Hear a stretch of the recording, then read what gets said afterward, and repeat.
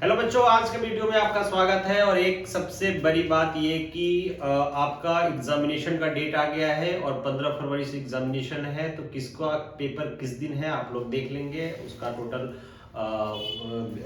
CBSE के sites पे आपको दिख जाएगा कि किस दिन किसका पेपर है। ऐसे फाइन आर्ट्स वाले का 15 से एग्जामिनेशन शुरू है, 15 फरवरी से, ठीक है ना। आज जो हम वीडियो में बात करेंगे वो बात करेंगे कि डिसोल्यूशन ऑफ पार्टनरशिप फॉर्म। हम फॉर्म को कैसे डिसॉल्व करते हैं। डिसॉल्व करने का मतलब है कि फॉर्म को बंद कर देना। तो फॉर्म बंद करने का एक तरीका है, ऐसा ही नहीं कि बस बंद करना, जब मन के शटर गिरे और चल दिए, ऐसा नहीं होता है कभी भी फॉर्म में या कंपनी में। उसका एक प्रोसेस है, एक मैनर है। उस प्रोसेस और उस मैनर से ही फॉर्म को आपको डिसॉल्व करना पड़ेगा। तो हम देखते हैं आज के वीडियो में कि हम कैसे फॉर्म को डिसॉल्व करते हैं। तो हमेशा ध्यान रखिएगा कि जब भी डिसोल्यूशन का क्वेश्चन आपसे पूछेगा तो तीन चीज आपको बनाने पड़ेंगे, प्रिपेयर करने पड़ेंगे। पहला बनाना होगा कि रियलाइजेशन अकाउंट्स कैसे बनाना है, ठीक है ना। हम रियलाइजेशन अकाउंट्स कैसे प्रिपेयर करेंगे। दूसरा कि कैपिटल अकाउंट्स, पार्टनर्स का जो कैपिटल अकाउंट्स है वो कैसे बनेगा। और तीसरा कैश या बैंक अकाउंट्स, कैश या बैंक अकाउंट्स। कभी कभी जर्नल एंट्री पूछता है, तो जर्नल एंट्री हमेशा नहीं पूछेगा। अगर ये आपसे अकाउंट्स पूछेगा लेजर बनाने को तो जर्नल नहीं पूछेगा, अगर जर्नल पूछेगा तो लेजर नहीं पूछेगा, ठीक है ना। क्योंकि हार्डली वो 5 मार्क्स के या 6 मार्क्स के क्वेश्चंस पे पूछे जाएंगे, उससे ज्यादा का क्वेश्चंस नहीं पूछा जाता है। तो ज्यादा चांसेस रहते हैं कि आपसे लेजर कहेगा कि लेजर बनाइए। तो लेजर में आप ये तीन ही अकाउंट्स प्रिपेयर करेंगे, रियलाइजेशन अकाउंट, कैपिटल अकाउंट और कैश या बैंक अकाउंट्स। अब ये डिपेंड करता है कि कैश खोले कि बैंक खोले, तो वो जो बैलेंस गिवन होगा बैलेंस शीट्स में, क्वेश्चंस में, हम वही अकाउंट्स ओपन करते हैं, ठीक है ना। तो हम देखते हैं कि कैसे हम इसको क्लोज करते हैं, कैसे हम रियलाइजेशन से अकाउंट बनाते हैं। तो आइए हम शुरू करते हैं सबसे पहले रियलाइजेशन से अकाउंट्स के बारे में, ठीक है ना। सब लोग ध्यान देंगे, ध्यान से एकदम। रियलाइजेशन अकाउंट का सबसे पहले हम फॉर्मेट की बात कर ले तो वैसे ही फॉर्मेट जैसे एक लेजर का फॉर्मेट हम लोग खींचते हैं, ठीक है ना। इसमें कोई चेंजेस नहीं है, वैसे ही पार्टिकुलर अमाउंट, ठीक है। ये पार्टिकुलर है,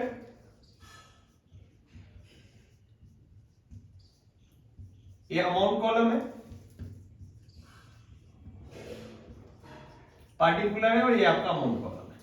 ये बात तो आपको पता है कि ये मेरा डेबिट साइड होता है और ये मेरा क्रेडिट साइड होता है, ठीक है ना। अब सबसे पहले एक चीज ध्यान रखेंगे कि जब रियलाइजेशन अकाउंट हम शुरू करते हैं बनाना, तो हम पुराना एसेट्स और लायबिलिटीज को ट्रांसफर करते हैं। जैसे सपोज करो कि अगर आपको अपना घर बेच के जाना है तो क्या करेंगे। सबसे पहले वो सारे एसेट और जो आप जिससे कर्ज ले रखे होंगे सबको एक साथ कर लीजिएगा, क्योंकि जब तक आप एसेट्स को हटाएंगे नहीं, यानी हटाने का मतलब है कि जब तक बेच नहीं देंगे पूरा एसेट्स, ठीक है ना, और अपने कर्जदार को जब तक कर्ज पे नहीं कर देंगे तब तक घर छोड़ के नहीं जा सकते, ठीक है ना। सेम काम हमें यहां करना है कि जितना फर्म का एसेट्स है वो कहां दिखेगा, तो क्वेश्चंस में दिख रहा होगा, बैलेंस शीट दिया होगा क्वेश्चंस में, उसमें आपको एसेट साइड में एसेट दिख रहा होगा। तो सबसे पहले एसेट्स को ट्रांसफर करिएगा, उसके बाद लायबिलिटी को ट्रांसफर करिएगा, ठीक है ना। फिर एसेट को रियलाइज करने के बारे में कहेगा। एक बात हमेशा ध्यान रखेंगे कि रियलाइजेशन अकाउंट बनाते समय कुछ बातें को याद रखना पड़ता है।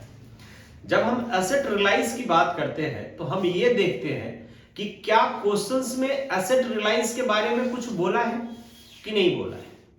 अगर बोला है तो हमें उसी अकॉर्डिंग एसेट्स को बेचना पड़ेगा। अगर किसी एसेट्स के बारे में कह दिया गया कि पहले बैलेंस शीट्स में 1 लाख का एसेट दिख रहा था, उसको हम मात्र 50,000 में यानी 50% पे रियलाइज कर रहे हैं, तो आपको 50% से पे ही रियलाइज करना होगा, ठीक है ना। अगर किसी एसेट्स में कह दिया कि 10% लेस पे हम हटा रहे हैं, रियलाइज कर रहे हैं, तो उसको 10% लेस करके ही रियलाइज करना होगा, ठीक है ना। अगर किसी एसेट्स के बारे में कुछ नहीं बताया कि हमें रियलाइज करना है कि नहीं करना है, तो हमेशा ध्यान रखेंगे ये प्रिजम्पशंस है, ये अजम्पशंस लिया जाता है कि जिस भी एसेट्स के रियलाइजेशंस के बारे में कुछ नहीं बताया तो समझ जाना है कि वो एसेट रियलाइज ही नहीं हुआ, वो एसेट नहीं बिका है। तो हम उसको कभी भी रियलाइज नहीं कर सकते। हाँ, ट्रांसफर करके लाएंगे बट रियलाइज नहीं करेंगे। अब जरा ध्यान रखना होगा लायबिलिटीज की ओर भी, कि लायबिलिटीज पेमेंट में भी ऐसा होता है क्या? नहीं, लायबिलिटीज पेमेंट में ऐसा नहीं होता है। जस्ट इस एसेट रियलाइज का उल्टा कहानी लायबिलिटीज पेमेंट का है। अगर किसी क्वेश्चंस में कह दिया है कि लायबिलिटीज आपको किस तरह से पे करना है या कितना पे करना है, तो आप उस तरह से अपना लायबिलिटीज को पे कर दीजिएगा। लेकिन अगर किसी लायबिलिटीज के बारे में आपको कुछ नहीं बताया कि हमें कितना पे करना है और नहीं करना है, तो ये प्रिजम्पशंस रखना है, ये एजम्पशंस रखना है कि आपको टोटल लायबिलिटीज पे करने पड़ेंगे। सपोज आप एक क्रेडिटर्स का पेमेंट्स दिख रहा है कि लायबिलिटी साइड में हमारा 10,000 का है, क्रेडिटर्स लायबिलिटीज होता है, ये बात आपको पता है। उसके पेमेंट्स के रिगार्डिंग कुछ भी इंफॉर्मेशन क्वेश्चन में गिवन नहीं है, तो क्या करेंगे? तो आपको टोटल 10,000 का क्रेडिटर पेमेंट करना पड़ेगा। ये प्रिजम्पशंस है। अब इस बात को हमेशा आप ध्यान रखेंगे जब भी रियलाइजेशन अकाउंट बनाने जाएंगे, कि क्या एसेट के रियलाइज के बारे में इंफॉर्मेशन नहीं दिया होगा तो हम क्या करेंगे? तो एसेट के रियलाइज के बारे में अगर इंफॉर्मेशन नहीं दिया होगा तो आप हमेशा ध्यान रखेंगे कि हम उस एसेट को रियलाइज नहीं कर सकते, रियलाइज नहीं मान सकते। हम ये मान के चलते हैं कि वो एसेट्स मेरा नहीं बिका है। लेकिन लायबिलिटीज के बारे में अगर कोई इंफॉर्मेशन नहीं है तो हमेशा ध्यान रखेंगे कि उस लायबिलिटीज का पेमेंट्स करना पड़ेगा, और वो भी 100% करना पड़ेगा। अगर इंफॉर्मेशन दे दिया है लायबिलिटीज पेमेंट के बारे में कि कैसे लायबिलिटीज को पेमेंट करना है या कितना परसेंट्स करना है, तो फिर उसी अकॉर्डिंग आप पेमेंट्स करेंगे। तो ये हमेशा ध्यान रखना होगा रियलाइजेशन अकाउंट बनाते समय एसेट एंड लायबिलिटीज के बारे में। तो आइए अब देखते हैं कि क्या करना है। तो ये रियलाइजेशन अकाउंट का हमने एक फॉर्मेट बना लिया। अब इसमें सबसे पहले हम एसेट एंड लायबिलिटी को ट्रांसफर करते हैं। बेटा एक ध्यान रखना हमेशा कि एसेट एंड लायबिलिटीज क्वेश्चन में गिवन रहता है, एक बैलेंस शीट दिया रहेगा, उसमें एसेट साइड में एसेट और लायबिलिटी साइड में लायबिलिटीज लिखा रहेगा। हम उसको ट्रांसफर करते हैं। बट ध्यान रखना, ये बात आपको 11th से ही बताया जाता है कि एक जगह से आइटम अगर दूसरे अकाउंट में ट्रांसफर होता है तो उसका साइड जो होता है वो चेंज हो जाता है। क्यों? क्योंकि उसका बैलेंस ही वही होता है। ठीक है ना? तो जब भी हम एसेट को ट्रांसफर करेंगे रियलाइजेशन अकाउंट में, तो हमेशा रियलाइजेशन के डेबिट साइड आएगा। क्यों आएगा? क्योंकि एसेट का बैलेंस ही डेबिट है। ठीक है ना? और लायबिलिटी साइड में वो हमेशा आपको एसेट साइड में दिख रहा होगा। तो देखोगे कि वो जस्ट रिवर्स ट्रांसफर होता है। तो सबसे पहले आप यहां पे लिखेंगे ऑल, एक एक करके आइटम लाएंगे, हम एक ही साथ लिख दे रहे हैं, फॉर्मेट बता रहे हैं आपको। ठीक है ना? ऑल एसेट्स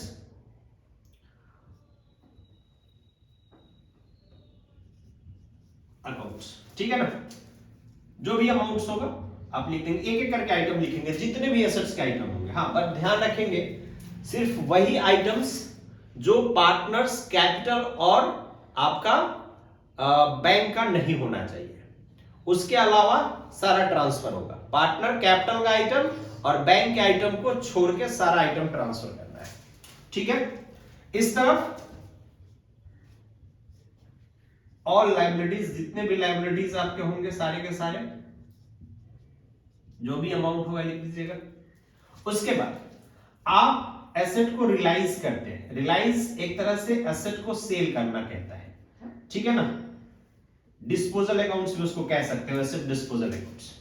तो हम जब सेल करेंगे तो या तो बैंक से करेंगे या तो कैश से करेंगे। ये डिपेंड करता है कि हमें कौन सा अकाउंट्स बनाना है। उसी अकाउंट से इसको हम क्या करते हैं? क्लोज करते हैं, यानी रियलाइज करते हैं। ठीक है ना? उसके बाद अगर कोई पार्टनर, कभी कभी ऐसा होता है कि फॉर्म जब बंद हो रहा होता है तो कोई पार्टनर कहता है कि मुझे फर्नीचर दे दो, या मुझे व्हीकल दे दो, या स्टॉक पड़ा हुआ है तो मुझे ही दे दो। ठीक है ना?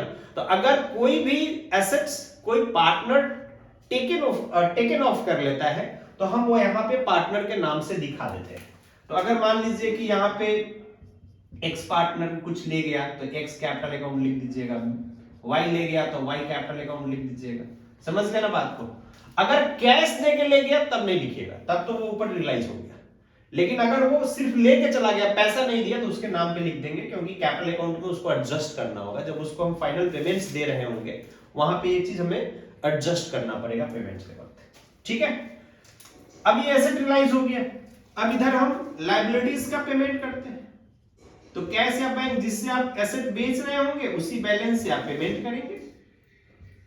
ठीक है ना, क्लियर। इसमें लायबिलिटीज होंगे, ठीक है, और कभी कभी इसका कुछ खर्च होता है रियलाइजेशन एक्सपेंस के समय, क्योंकि आपको जब रियलाइजेशन करना होगा, जब फॉर्म बंद करना होगा, तो उसमें कुछ ना कुछ खर्च आएंगे, क्योंकि एसेट तो यहां पे बिकेगा नहीं, और एसेट बेचने के लिए आपको कॉस्ट तो लगेगा ही।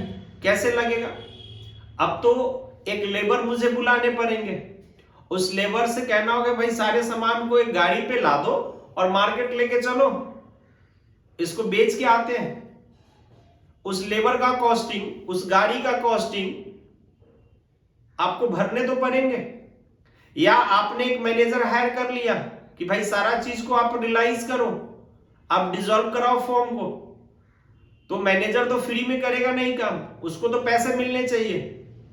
ठीक है ना, तो वो ही खर्चा हमारा रियलाइजेशन खर्चा कहलाता है। तो ये भी आपको पे करना होगा। फिर इसको बैलेंस करना होगा।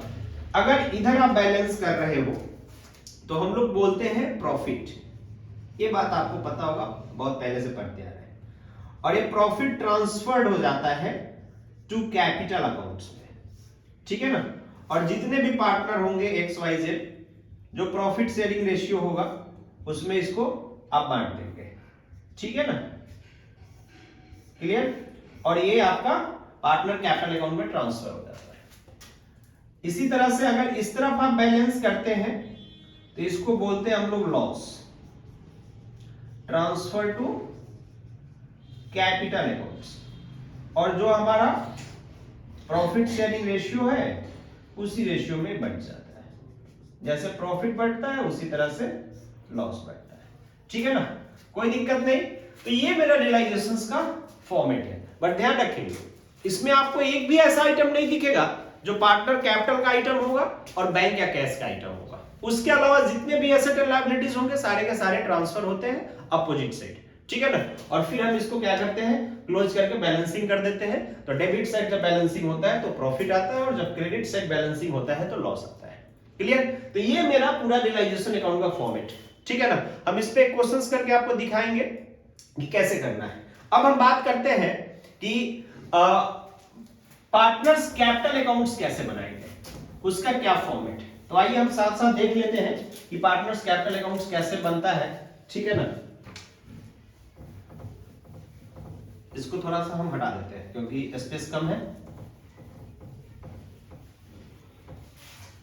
आपको इसको लेना होगा तो आप स्क्रीनशॉट लेके अपना लिख लेंगे, नोट कर लेंगे। या आपके बुक्स में भी फॉर्मेट दिया होगा, थोड़ा सा बड़ा फॉर्मेट है वो, ठीक है ना, लेकिन वही फॉर्मेट है। अब यहाँ पे आप बनाइए कैपिटल अकाउंट। कैपिटल अकाउंट में जितने भी पार्टनर्स होंगे सबका, ठीक है ना, एक ही साथ बनेगा कैपिटल अकाउंट। हम दो पार्ट लेके चलते हैं अभी, क्योंकि हम लोग समझ रहे हैं 3 होगा तो 3 कॉलम बना देंगे, उसमें कोई दिक्कत है नहीं। ठीक है, लो, एक तरफ बड़ा हो गया, एक तरफ छोटा हो गया, दोनों कोशिश इक्वल करने का। चलो अब इक्वल हो गया।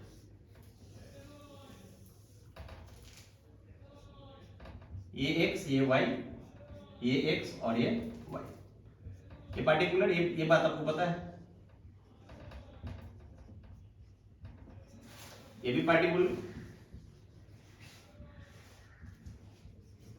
ठीक है, सबसे पहले देखिएगा पार्टनर कैपिटल में सबसे पहले क्या आता है, सबसे पहले आता है यहां पे बाई बैलेंस BD। ठीक है, उसके बाद पार्टनर कैपिटल का जितना आइटम होगा, तो हो सकता है कि जनरल रिजर्व रहा हो, नहीं होगा तो नहीं लिखेंगे। हो सकता है कि वर्कमैन कंपनसेशन रिजर्व भी रहा हो, बांट देंगे। अगर हमारा रियलाइजेशन के वक्त प्रॉफिट हुआ तो रियलाइजेशन अकाउंट लिख के वो प्रॉफिट भी यहां ट्रांसफर कर देंगे। क्लियर? चलो, अगर पार्टनर ने कुछ पेमेंट दिया होगा रियलाइजेशंस में, वो भी रियलाइजेशन लिख के आप ट्रांसफर कर लेंगे। अगर कुछ पेमेंट हुआ, पे किया है तो, नहीं किया तो नहीं लिखेंगे। ठीक है ना? अब इधर आ जाते हैं, इधर क्या क्या हो सकता है। हाँ, और भी बहुत सारी चीजें हो सकते हैं पार्टनर से रिलेटेड आइटम्स। तो पार्टनर कैपिटल अकाउंट का फॉर्मेट आपको बुक्स में है, मोटा मोटी इतना आइटम बता देते हैं जिससे आपका काम हो जाएगा। इधर क्या हो सकता है, तो रियलाइजेशंस में अगर लॉस होगा तो ये लॉस बेटा इधर आ जाएगा। अगर पार्टनर ने कुछ एसेट लेके चला गया है तो वो आ जाएगा। ठीक है ना? बस, और तो कुछ खास रहता नहीं है। ठीक है ना? उसके बाद हम लोग इसका फाइनल पेमेंट करते हैं। अगर फाइनल पेमेंट हो रहा है तो हम लोग यहाँ कैश या बैंक लिखते हैं। अब कहोगे कि ये कैसे सर, ये तो नहीं होना चाहिए था। हमने तो पार्टनर्स का जब एडमिशंस पढ़ रहे थे उस समय तो पार्टनर कैपिटल में हम बैलेंस सीडी कर रहे थे। हम तो रिटायरमेंट में सीडी कर रहे थे, बस रिटायरिंग पार्टनर को कैश कर रहे थे। हाँ, रिटायरिंग पार्टनर को कैश तो कर रहे थे ना। क्यों कर रहे थे कैश? या उसके लोन अकाउंट में ट्रांसफर कर रहे थे जब उसको पैसे आप नहीं दे रहे थे। तो जब कैश कर रहे थे तो क्यों कर रहे थे? इसलिए कर रहे थे क्योंकि वो पार्टनर जा रहा है तो उसका पेमेंट लेके जाएगा, छोड़ के तो नहीं जाएगा। तो डिसोल्यूशन में भी तो वही चीज हो रहा है ना, फॉर्म तो बंद हो रहा है ना बेटा। जब बंद हो रहा है तो पैसे तो लेके ना जाएगा, तभी तो फॉर्म बंद होगा। हम सीडी तब करते हैं जब मुझे आगे बिजनेस को कैरी फॉरवर्ड करना होता है, जब हमें कंटिन्यूअसली बिजनेस को रन कराना होता है। नहीं, आज तो हमें बिजनेस बंद कर देना है, आज तो हम कसम खा के आएंगे बिजनेस आज के बाद नहीं रहेगा, बंद, कहानी खत्म। तो कहानी खत्म, तो जो पार्टनर है उस पार्टनर का पेमेंट कर दोगे तब तो घर जाएगा, नहीं तो यहीं पे कुर्सी लेके बैठा रहेगा। जब तक दोगे नहीं तब तक हम जाएंगे नहीं। ठीक है ना? इसलिए हमें पेमेंट कर देना है। तो कैश या बैंक से जो भी अकाउंट्स खोलना है, जो भी बैलेंस दिख रहा होगा उससे हम पेमेंट कर देंगे। हमें आगे फॉर्म नहीं चलाना, इसलिए बैलेंस सीडी नहीं करेंगे, कसम खा लो तुम भी। चलो, ये कहानी था कैपिटल अकाउंट्स का। लिखना है तो लिख सकते हो, बुक्स में भी आपके फॉर्मेट दिख रहे होंगे। ठीक है ना? हम आगे चले? हाँ चलिए। रोक कौन रहा आपको भाई?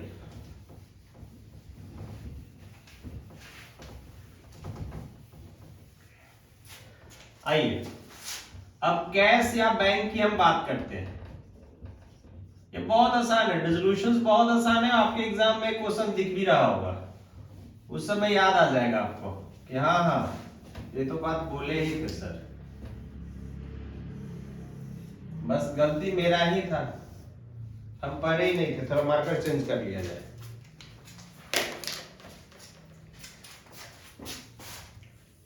ये भी नहीं चल रहा।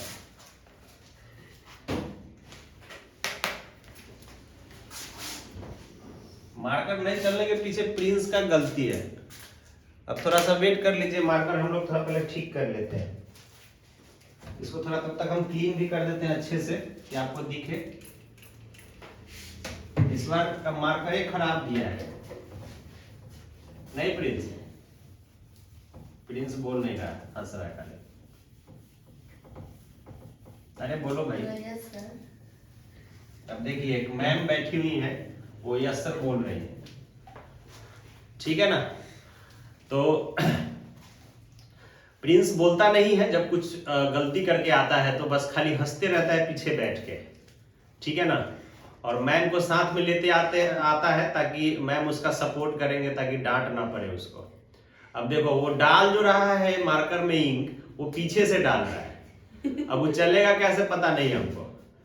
अब उसका वो जुगाड़ कर रहा है, देखते हैं कि चलता है कि नहीं।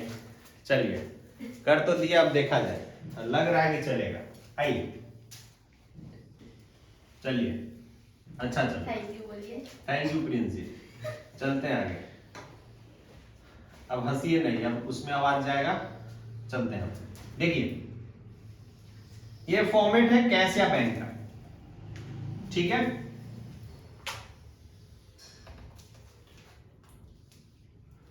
जो भी बनाना हो, या कैश बनाना हो या बैंक बनाना हो, ठीक है ना, एक ही बात लिखेंगे, दोनों नहीं लिखेंगे। हम दोनों इसलिए लिख दे रहे हैं कि वो क्वेश्चंस पे डिपेंड करता है कि हमें कैश बनाना है कि बैंक बनाना है, लेकिन बनता दोनों एक ही जैसा है, ठीक है ना। ये अमाउंट कॉलम, ये बात पता है आपको, और ये फिर पार्टिकुलर कॉलम, PARTICULARS, क्लियर। ये डेबिट साइड होता है, ये तो लेजर का ही नॉर्मल फॉर्मेट है, जैसे हम लोग लेजर बनाते हैं, और एक क्रेडिट साइड होता है, ठीक है। सबसे पहले हम यहां पे लिखते हैं बैलेंस BD। अब कहेंगे आप कि जब कैपिटल अकाउंट लिख रहे थे, बना रहे थे, तो उस समय BD यहां लिखे थे। हाँ बेटा, हम तो बोले ही थे ना कि बैलेंस उल्टा ट्रांसफर होता है, तो एसेट का बैलेंस तो उल्टा दिख रहा होगा ना, लायबिलिटी साइड में एसेट साइड दिख रहा हो तो उल्टा ट्रांसफर हो गया। ये बात आप 11th में पढ़े होंगे, जहां भी पढ़े होंगे। चलिए अब क्या करेंगे, अब वो सारा बैंक और कैश का आइटम ट्रांसफर करेंगे जहां आपको दिख रहा होगा। तो कहां दिख रहा होगा, तो एक ही जगह दिख रहा होगा, रियलाइजेशन अकाउंट में। क्या दिख रहा होगा, तो हमने एसेट रियलाइज किया था, ठीक है ना, तो यहां पे लिख दीजिए रियलाइजेशन अकाउंट्स, ठीक है ना। जितना अमाउंट दिख रहा होगा सब एक ही साथ लेके आप लिख सकते हैं, जोड़ के, ऐड करके, क्लियर। और भी कुछ दिख रहा होगा तो लाइएगा, नहीं दिख रहा होगा तो मत लाइएगा, ठीक है ना। अब इस साइड आ जाते हैं, तो इस साइड भी आपको दिख रहा होगा रियलाइजेशन अकाउंट्स में बैंक।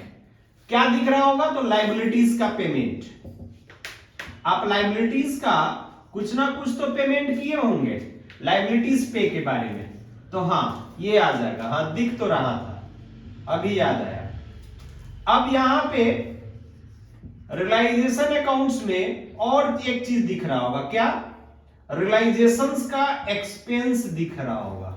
हाँ हाँ हाँ दिख रहा था, वही वाला अमाउंट आएगा, क्योंकि कैश और बैंक का जो बैलेंस दिख रहा है सिर्फ हम उसको ट्रांसफर कर रहे हैं। तो एक तो आपको सबसे पुराना बैलेंस शीट जो गिवन होगा क्वेश्चंस में, वो बैलेंस BD आ गया। बाकी तो रियलाइजेशन अकाउंट हम लिख रहे हैं, इसका मतलब है कि ये सारा फिगर मुझे रियलाइजेशन में ही दिख रहा था। वही आइटम तो हम ट्रांसफर कर रहे हैं एक दूसरे को उल्टा साइड, समझ रहे हैं ना। हाँ समझ गए आप, चलिए ना जी, आप बहुत बोलते हैं, ठीक है। अब नहीं समझाएंगे, कम समझाएंगे, आगे चलते हैं। अब इसके बाद मुझे क्या करना है, तो अब मुझे करना है कि पार्टनर्स कैपिटल अकाउंट में भी बैंक दिख रहा था। हाँ हाँ हाँ थोड़ा समझा दीजिए ये कैसे होगा। हाँ बोले थे ना कि समझाना पड़ेगा। देखिए समझ लीजिए कि भाई पार्टनर्स कैपिटल अकाउंट का जब फाइनल पेमेंट हो रहा था तो वहां पे कैश और बैंक दिख रहा था फाइनल पेमेंट में। हाँ वही ट्रांसफर करके लाना है। अब जिस पार्टनर का पेमेंट हुआ होगा सबका, हो सकता है किसी का डेफिसिट हुआ होगा तो उल्टा साइड, ठीक है ना, लेकिन लाना तो पड़ेगा। तो चलिए हम दो पार्टनर बनाए थे, तो यहां पे लिखते हैं हम एक्स कैपिटल और यहां पे लिखते हैं वाइज कैपिटल, और जो अमाउंट्स होगा लिख दीजिएगा, समझ गए ना। अगर कोई डेफिसिट्स पार्टनर कर गया होगा तो उल्टा साइड दिख रहा होगा, ठीक है ना, तो उस केस में इधर लिखिएगा जिसका भी डेफिसिट्स कर जाए। एक्स कैपिटल वही बात लिखना है, कुछ चेंज नहीं करना है, ठीक है ना, बस साइड सिर्फ चेंज कर देना है, ठीक है ना, फालतू के बातें नहीं लिखेंगे। और फिर ये दोनों साइड आपका मैच हो जाएगा, और जैसे ही मैच हो गया समझ जाइएगा कि मेरा रियलाइजेशन अकाउंट सही बन गया है, यानी मेरा पार्टनर कैपिटल सही बन गया है। जैसे ही बैंक या कैश अकाउंट मैच हुआ आपका काम खत्म हो गया, ठीक है ना। तो ये पूरे रियलाइजेशन अकाउंट्स की कहानी है, ठीक है ना, पूरे डिसोल्यूशंस की कहानी है, समझ रहे हैं ना बात को, जिसमें रियलाइजेशंस, पार्टनर कैपिटल, कैश या बैंक अकाउंट हमें बनाना होता है। हम एक क्वेश्चंस लेके बातें करेंगे और समझने की कोशिश करेंगे कि ये कैसे कैसे हो रहा है, लेकिन बहुत आसान है। और आपके एग्जाम में 95% चांसेस है कि एक क्वेश्चन डिसोल्यूशन से इस बार रहना ही रहना है, ठीक है ना, कोई दिक्कत नहीं। चलिए हम लोग नेक्स्ट क्वेश्चन देखते हैं आगे कि कैसे क्वेश्चंस में हम लोग रियलाइजेशंस, हम लोग आगे पार्टनर कैपिटल और कैसे बैंक बनाते हैं। तो आइए एक बुक का क्वेश्चंस हम लोग ले लेते हैं यहाँ पे, ठीक है ना। हम तब तक क्वेश्चंस देखते हैं, तब तक प्लीज इसको क्लीन कर दो, हम क्वेश्चन तब तक बच्चों को सुनाते हैं, ठीक है ना। देखिए एक क्वेश्चन है जिसमें क्या कह रहा है, जरा सुनिएगा ध्यान से एकदम। कह रहा है कि ए एंड बी शेयरिंग, देखो कैमरा में चेहरा आ रहा है मेरा, देख लो एक बार, ठीक है ना, हम काफी क्लोज आ गए। A and B share profit in the ratio of 3:2, नहीं बोला नहीं आ रहा, थोड़ा पीछे जाइए, हाँ अब ठीक है, चलिए देखिएगा, A and B share profit in the ratio of 3:2, ठीक है ना। एक पार्टनरशिप फॉर्म है जिसमें दो पार्टनर है ए एंड बी, जिसका प्रॉफिट शेयरिंग रेशियो है 3:2 का। Their balance sheets as at 31 March 2020, एक बैलेंस शीट दिया हुआ है 31 मार्च 2020 का, ठीक है ना।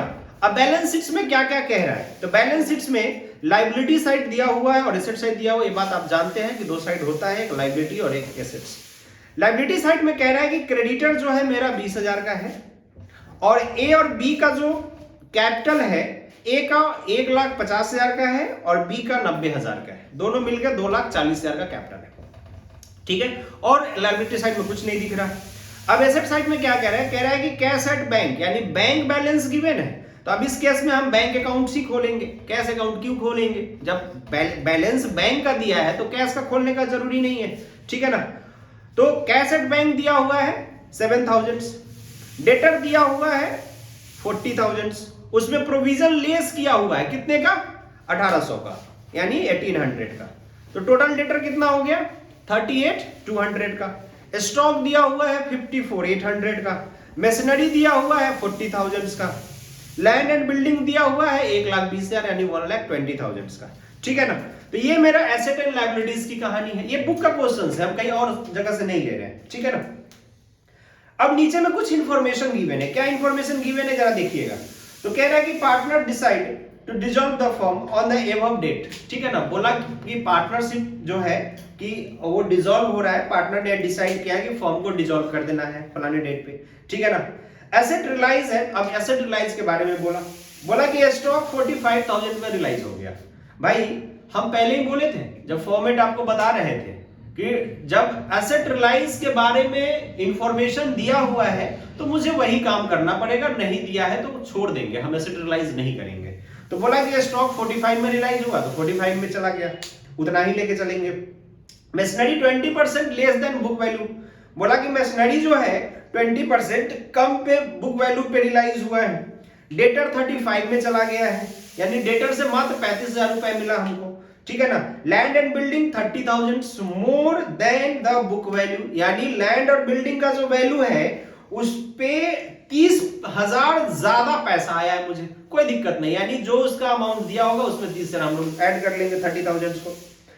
अब नीचे में इंफॉर्मेशन दे रहा है कि creditor agree to accept 5% less. अब ये पेमेंट का रिगार्डिंग इंफॉर्मेशन दे दिया आपको कि क्रेडिटर को जो पेमेंट देना है वो 5% कम देना है।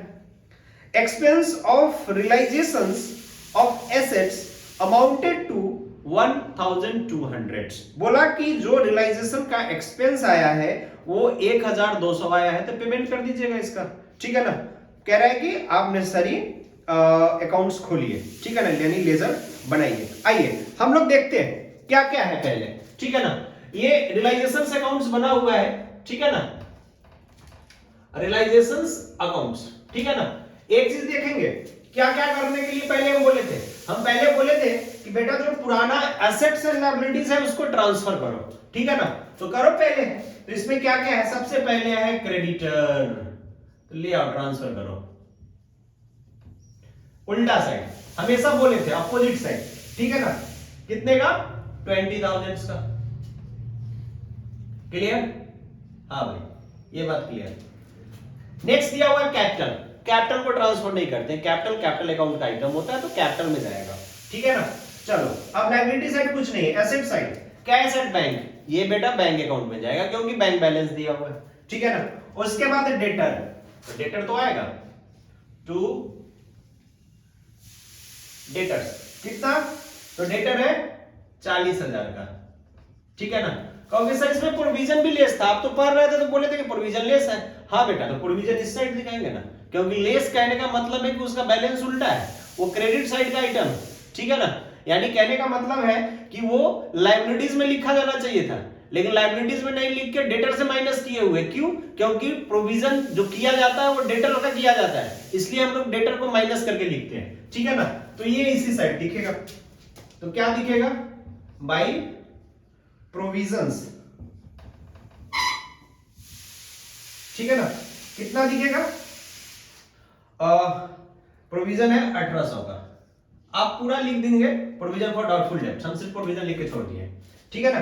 आगे चलते हैं। फिर है मेरा स्टॉक। स्टॉक तो इधर आएगा, एसेट है, ये तो बच्चे से पढ़ते आ रहे हैं। जब हम लोग कॉमर्स का एबीसीडी सीखना शुरू किए थे उसी समय पता था कि स्टॉक तो एसेट होता है।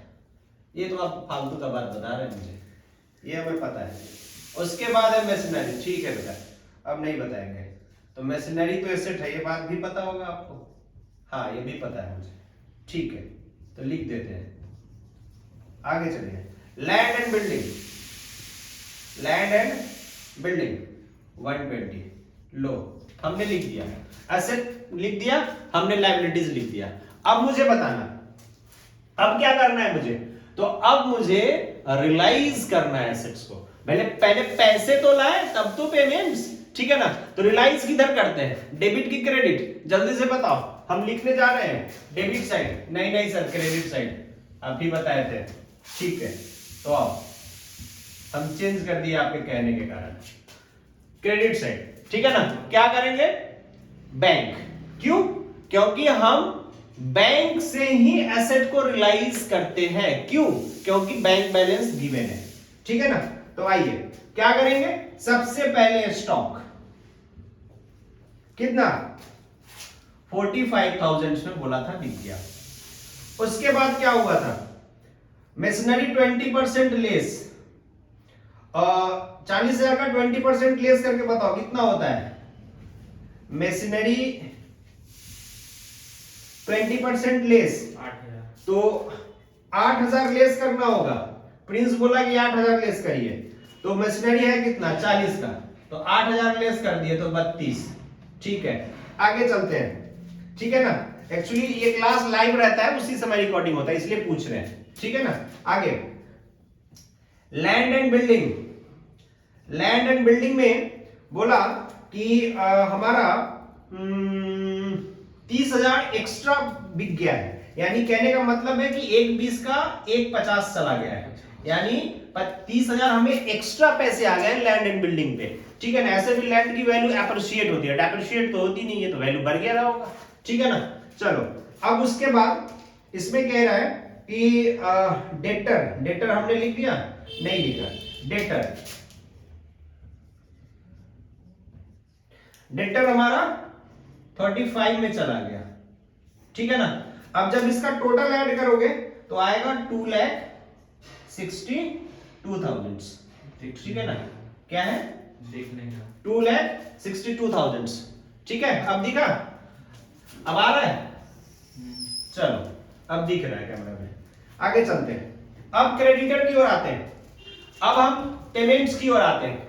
तो आइए पेमेंट्स कैसे करेंगे, तो पेमेंट्स हम बैंक से ही करेंगे, पैसे तो बैंक से लिए रखे हैं, बैंक बैलेंस है मेरे पास, तो बैंक से ही पेमेंट करेंगे ना भाई, क्यों कैश निकाल के देना उसको।